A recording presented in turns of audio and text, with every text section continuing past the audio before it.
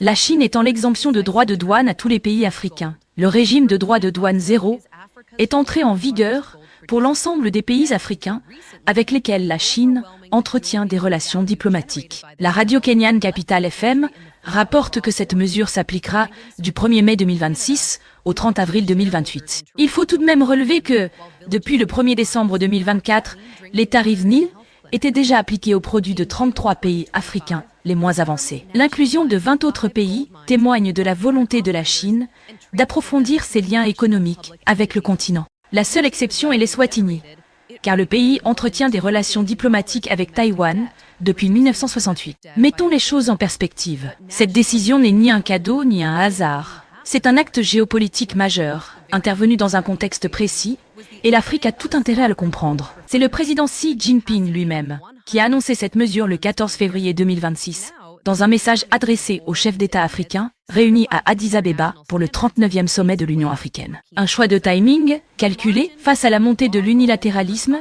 et du protectionnisme, notamment les tarifs douaniers imposés par l'administration Trump. Pékin se positionne en alternative crédible pour les pays en développement. Pendant que Washington referme ses portes, Pékin, lui, les ouvre grand. D'un point de vue panafricain, le message est clair. L'Afrique ne doit pas être spectatrice de sa propre opportunité. Cette mesure, valable jusqu'en avril 2028 seulement, est une fenêtre. Elle illustre la volonté de la Chine de renforcer son influence tout en proposant un modèle alternatif de coopération basé sur le développement partagé. L'Afrique doit s'en saisir avec stratégie en exigeant des transferts de technologies, en investissant dans la transformation locale, en construisant des industries qui créent des emplois sur le sol africain. La Chine joue sa partie.